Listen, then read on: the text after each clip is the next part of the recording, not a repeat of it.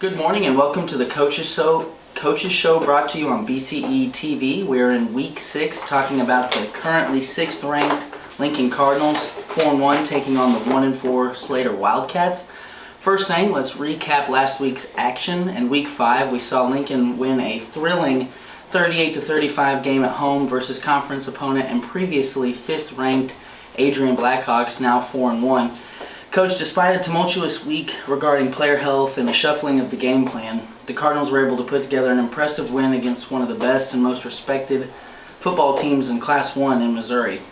What can you tell us about the leadership of this group and then the job done by the young kids that filled in against Adrian? Well, the challenge all week long there were really two of them. One was figuring out who we had so we could put together a game plan, and then the second piece of it was getting the kids to understand that in any situation that you're in life or sports or whatever it happens to be, it's not about the problems or the things that you face, it's about how you handle them and how you deal with them. You have two choices. You either concentrate on the problem, you concentrate on the solution. And that was what we challenged them with early in the week. And we can worry about the guys that aren't able to play, or we can take the guys that are and try to put together the best game plan we can and focus on that. And our seniors led us, and they got us focused on the right things, and it got us in the right places as far as the things that we wanted to do. And then the young kids came out and they just fought. They competed and they did everything that we asked them to do. And it was not an easy task against a very physical group. No, not at all. And speaking of that game plan, the game plan looked quite a bit different last week than most of those during your tenure at Lincoln, considering that your squad threw the ball 35 times. There were a lot of those pass plays where we saw just 2 routes go downfield. Obviously, taking shots, throwing the ball was a part of the game plan coming in. My question, was utilizing 7 and 8 blockers on most pass plays also something coming in that was part of the game plan, or was that an in-game adjustment based on the fact that Adrian was insistent on having that many or more people in the box? Well, we were seeing 4-4 cover 3, so we knew as far as coverage where guys were going to end up. To me, that's the fun part about football. When you play a good football team, they're going to do things and they're going to do what they do, and they do it well. Mm-hmm. And so then when you have those teams, you're able to scheme against it. And our scheme was we wanted to max protect, so we knew we could get the ball out. And then there were areas on the field that we wanted to attack, and that's what we were able to do. Connor did a great job of throwing the football. And that's the other thing, is Connor's health has dictated what we've done a little bit this season. We felt like coming in, we had the ability to throw the football, and we're going to get to where we could do that if we needed to. But his health and keeping him healthy and keeping him upright and keeping him on his feet so that we could have him for the long term was our goal. And a week ago when they turned us, the doctors and everybody turned him loose for the Windsor game, then that was kind of our signal, hey, let's go. Yeah. And so it was things that we've been working on all season long. It's just the first time we've gotten to showcase them in a game. Absolutely. So, Coach, I've got to ask you before we move on to the stats about the game-winning connection between Johnson and Line at the end of the game. For those of you that missed it, I'm referring to a first down rush attempt by Johnson from inside the 5-yard line that started with a stifling response by the Adrian defense that ended in a seemingly off-script lateral and subsequent touchdown run by Line. What can you tell us about that play? Well, we'll tell you 2 things. Our approach of it as coaches going in is they were flipping their defense based on the strength of our offense. So we thought, we get this big play, let's hurry up, let's run a play. If we score, great. If we don't, it's okay. We're at minute 18, we're on the 2-yard line, and we have 2 timeouts. And so part of it was we were hoping, not hoping, but kind of thinking that they were going to get a stop, mm-hmm. and that we were going to get to call the next play. We had 2 timeouts, so we weren't worried about time, and we were trying to take the clock down. And then what you ended up with was 2 seniors making a play. Those kids have played together all their lives, and they made eye contact on a play and just made a play. I mean, you can't say anything more about it. It's just 2 kids making a heads-up play. A thrilling end to a very fun and emotional game. Yep. Let's touch on the stats from last week. Team rushing stats, 43 carries, 123 yards, 2.86 yards per carry, 3 touchdowns. Johnson had 21 carries for 62 yards and a couple of scores. Connor Line also 12 carries, 61 yards and a touchdown. Passing, where you guys really lit it up, Connor Line went 23 for 35 for 391 yards, a couple of touchdowns and an interception. As far as receiving, Caleb Mundy led the team in receptions, 10 for 130 with a 2-point conversion. Darren Roberts led the team in yards, 7 for 225 yards and a couple of scores. Matt Kessie got involved, 1 catch, 18 yards. Kyle Letkoff also 5 catches, 18 yards and 3 2-point conversions. You guys found him there a lot. and that's 514 total yards as an offense. Pretty impressive performance against a really good Adrian team. Before we get to the defensive stats, I'd like to have you touch on just that outstanding passing attack that was unveiled against Adrian. You mentioned Connor's health and the fact that that's maybe been in your back pocket a little bit, something you've been working on but haven't just fully let go. Was there a specific look Connor was getting that fueled that fire, or was it simply, we're not having our usual success on the ground, we've got to look somewhere else? We took it in the game plan. I mean, it was something that we set, and we game plan on the weekend, Saturday and Sunday, and set with Braden. He's got a lot of experience out of Morningside College and their passing attack and the things that they do. I mean, they're a tremendous program. 3 national championships while I was there. So he's got a great background for all of that, and we had an opportunity to just sit and we're looking at cover 3 and said, okay, here are the things that we know that we can do or feel like we should be able to do with our kids. And the thing that we needed to do was be able to run the ball enough to keep them in the box. No way did we think we were going to be able to run 78 plays in a night. I mean, that's a lot of football plays. Normally you're somewhere around 55. So if you're running 78 plays, you've controlled the clock, you've controlled the football, you've done a lot of positive things that you wanted to do. And being able to do that, we just ran it enough to keep them in the box, which meant that Connor had the ability to push the ball downfield without having coverage and people underneath. We threw some RPO stuff this week. Several of those catches that Monday had were off of RPOs. All the catches that Kyle had were off of RPO stuff. So we were able to expand our offense a little bit. Again, it's things that we've been working on since the beginning. It's just with Connor's health and where we are and trying to keep him upright and keep him healthy so we can have him at the end of the season. We just hadn't, I guess, featured those things. And the other piece of it is you have to remember Connor's played quarterback for us 4 games last year. Yeah. And he played 4 games this year. So in his entire life, he's played quarterback for 8 games. Yeah. And so it's been a learning process, and it's been developing him and getting him to a place where he was throwing the ball with confidence. And we got Darren's really a new receiver out there, and it's getting him confidence doing those things. And then we had a new offensive line, so that was the reason we were protecting 7 and 8. We were making sure that we could get the ball out. Absolutely. So let's take a look at the defensive stats. Connor Line, we talked about having him back now for the 2nd straight week. 11 tackles, 2 tackle for losses. Johnson, 10 tackles, a sack, a tackle for loss, and 3 forced fumbles. Kyle Eckhoff, 12 tackles, a half a sack, a pass breakup. Camden Everhard contributed 10 tackles, a sack and a half, with 2 tackle for losses. Matt Hesse, 5 tackles, a sack, a tackle for loss, and a forced fumble. And then Christian White, senior defensive tackle, 4 tackles and 2 tackle for losses. Last question before the break. With another week of having Connor Line out there on defense, the squad just looks a little different. What stood out to you most on that side of the ball in a game where your defense dominated the first 20 minutes and came up with timely stops at different times in the second half? Well, and that's the key. We were tired. Our kids made some mistakes. We got the punt block. We didn't tackle as well as we could have in the second half, and a lot of that stuff just came because we were tired. You're running all those plays. We're only playing 14 kids. They're playing 20 plus kids. They got different kids on special teams, so our kids were staying out there every down. And 22 is a heck of a back. There were times where he was breaking 3 or 4 tackles, and we were hitting him. It's not like that we were arm tackling and trying to do it. We were putting shots on him. Right. And that stuff just takes its toll on you through the course of a game, and it took a toll on them too. But the word I would use would be resilience. I mean, if you look at that football game, we were up 2 scores, which put us in a position to control it, and we had control of what I felt like control the game all the way to the block punt. And at the block punt, that's when things kind of turned. And we could have folded up and gone away.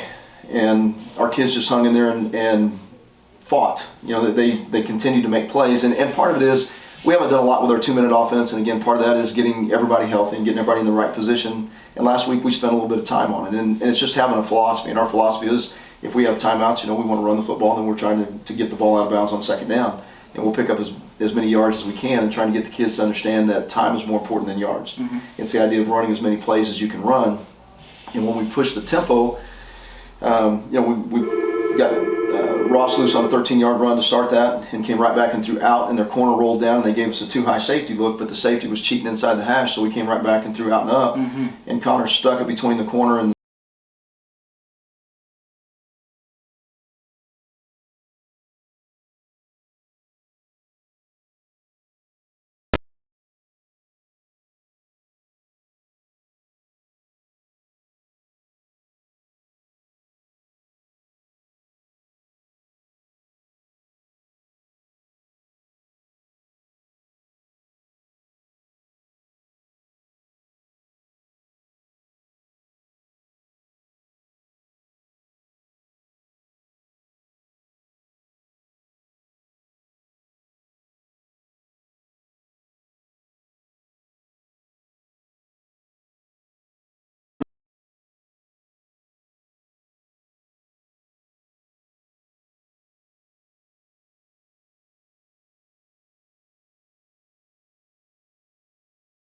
we'll be looking at the Cardinals' keys to staying hot against Slater this week.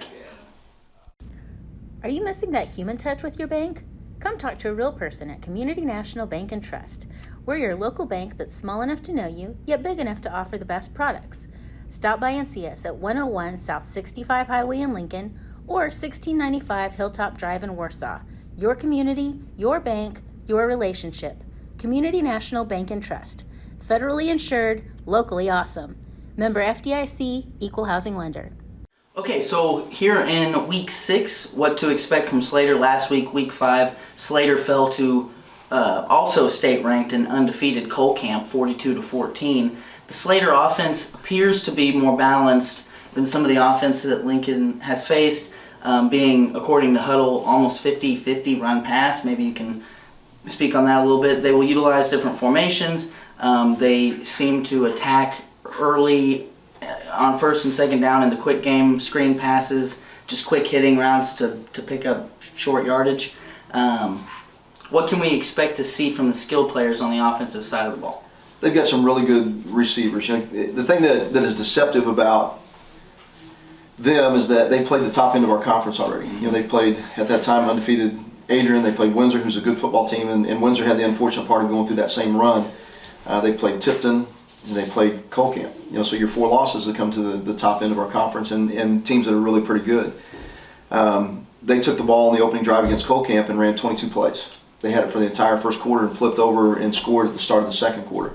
So they have the ability to do some things on offense, and they're going to line up in double tight, and it's really 2 wings. It's a wing with an H-back, and they're going to run inside zone. They're going to try to run right at you. They'll run some reverse stuff off of it. They'll run some sweep stuff. They'll run some play action. Then they will also spread the field. You'll get quads. You'll get 3x2 empty. You'll get trips and 3x1. You'll get 2x2. They'll get into a 2-back with 2 receivers to one side and 1 out the other, and so you've got about 11 different formations that we're trying to line up to, and then keeping track of where number 1, number 6 are. They're tremendous athletes.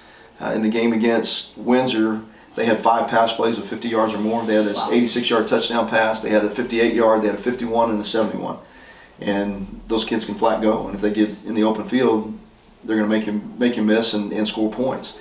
And so our challenge is going to be knowing where they're at all times, and then attacking their offensive line. I mean, I feel like going into this week, our defensive line and the things that we do, I think is our speed there is our advantage. They're big. Mm-hmm. Their 2 guards are huge. I don't know what they are. They got to be 300-plus pounds. Again, I didn't get a program with their heights and weights, but in the film, they're clearly bigger than everybody else. Yeah. And so they're going to be 6'2" to 6'4" and 300 pounds easily. And so we're going to have to use our speed to combat that. And they'll be physical as well up front? They are. You know, those guys are really physical. Their backs they like to be in space. Mm-hmm. So if we can keep them inside the box and keep them hemmed in, we've got an opportunity. The other thing we're going to have to try to do is force them to run flat to the sideline. If they get downhill and they find a crease, they can go score. 1 and 6 are as fast as anybody we've seen. So you're talking about explosive plays, a passing attack that's potent, and then the ability to get in and out of a bunch of different formations. Is there any carryover in a game plan like this from, like, let's say a Crest Ridge, a team that you played recently that had a heavy passing attack? There is some. You know, each one is different, and it's different based on personnel more than anything else. And a lot of football games are based on matchups, and it's just trying to get our kids in the right places so that we don't get exposed. You know, we want to be in a position where we're keeping the ball in front of us and tackling it to the ground. And like we told our kids, you know, this is a week that if we happen to make a mistake, we're better off with a pass interference call than we are giving up a catch. Yeah. So kind of to follow up on that, is it difficult to shift from a game plan last week where you're working to defend a big physical downhill approach where they're just going to line it up and smash forward versus what seems to be a finesse and spatial? It's two different, completely different challenges, and I think our biggest challenge this year is matching the physicality piece. I feel like our kids, and I may regret saying this, but I feel like our kids play pretty well in space. You know, especially when you add Connor in there. Now that we've got Riley and Darren and Connor and Caleb and Kyle in that defensive backfield, that's as good as we can be athletically. And I feel like our kids do some good things in space there. The biggest challenge for us this week is understanding that this is a completely different challenge from last week and focusing on the here and now. And I think that's the biggest challenge that you have in athletics, period, is being able to live in the moment and the next play. In this case, it's the next game. You know, we're in a world where all we want to know is what have you done for me lately. Last week doesn't matter. Right. If we're caught sitting around talking about, thinking about, and watching film of last week, we're not preparing for this week. And so the challenge is to get into the film, to get into the game plan, to prepare ourselves to play this game, and then they've got some athletes that are going to make plays. At some point during the night, 1 and 6 are going to make a play. And it's being able to live in the moment and concentrating on the next play and not what happened. And if we can do that, we'll put ourselves in a position to win. Absolutely. And last week, the win kind of painting a target on your back, you can probably expect to get everybody's best shot going forward. Moving on to the Slater defense, it looks like a 3-man front, which is different from the 4-man front that you saw against Adrian. It seems like they will bring pressure. Some of those big guards that you're talking about, I'm assuming, are a part of that defensive line. They're offensive tackles. It's hard to see numbers. They got purple jerseys. They got a purple number with a yellow outline. So on film, and it's a really grainy film from them, and most of their games have been at home. So it's been difficult for us to see. But it looks like those 2 kids that are playing their defensive ends or tackles or whatever you want to call it are their offensive tackles. And then they bring in another big old body in there at nose. And he's a kid that you see on the sideline, and he's a big old space eater. I mean, he's probably 6 foot tall and 350 pounds. He's just a big body. And then they walk all those athletes up and they play a 3-5 and they try to play man behind it. So for us, it's going to be, again, handling that pressure, making sure that we get movement at the line of scrimmage on those tackles, and in order for us to run it. And then, on the other side of it, we've got to protect well enough that we get the ball out. Okay, so defensively, who stands out to you on defense? Are we going to see the same guys that you mentioned offensively? You will. I mean, you'll see them, and I wish I could. That running back, he plays linebacker for me, and he does a really nice job. And right now the numbers just escape me here. 24. Like, again, it's hard to see. It's 24-6. And that's the hard part about it. They threw a couple halfback passes, and you're watching film, and we're trying to identify kids by the color of the socks, the color of the gloves, the color of the shoes, and then work back to the numbers. So that part makes it a little bit difficult. We'll get that sorted out in our pregame stuff, but those same kids turn around on the defensive side and they're athletic enough that they make plays. Right. So shifting from the 4-4 cover 3 that you saw Adrian play now to a kind of a 3-5 man that you're talking about, what will we see differently from your offensive approach? I don't know if there's going to be a whole lot of things differently. We have to block it differently. I mean, where they line up forces us to do things just a little bit differently, but we're trying to just grow our offense. We're trying to. My philosophy has always been we want to attack. We want to put you in a position where you're adjusting to us. We're not adjusting to you. And the idea is that we got a game plan, and an offensive game plan that's this big, and eventually we're going to get down to this much that we do really well. We're going to live in this stuff, and that's what we'll try to do this week is find out what gives us the best matchups, gives us the best opportunity, and then we'll try to roll with it. A big theme from last week was health and holes on the offensive line, but then later in the week, a hole on defense. How is the health looking this week? We'll still be without Anthony. Dallas got cleared. He's still not moving real well, but he did get cleared, and Kranz is cleared. They're both not moving what I would consider 100% yet, but they're better. So we've worked them a little bit. We've worked those young kids back in there at those positions. Ben and Deckhoff is back this week, so we worked Ben, Ashton, and Cam at the tackle spots. Defensively, Anthony will still be out this week. Okay, so I'm here with Coach Drehle. We'll go to commercial and we'll be right back. Veracruz Trace Mexican Restaurant in Lincoln, Missouri is proud to support Lincoln and Warsaw High School football. The friendly staff at Veracruz serves delicious and authentic Mexican cuisine Sunday through Thursday from 11 a.m. to 9 p.m. and Friday through Saturday from 11 to 10. Try it for yourself at 455 North Highway 65 or call it in at 660-547-0315. Thank you for joining us this morning. The 6th-ranked Lincoln Cardinals will host the Slater Wildcats Friday night in a homecoming fashion. Kickoff is scheduled for 7 p.m. If you're not able to attend in person, as always, Brett Bryan and I will be live on BCE TV at www.citylinktv.com, as we are every week, roughly 10 minutes before kickoff. Thanks for joining us today. For Lincoln head coach Brad Drehle, I'm Lane Johnson, and we'll see you next week. This has been a BCE TV production. Thank you for watching.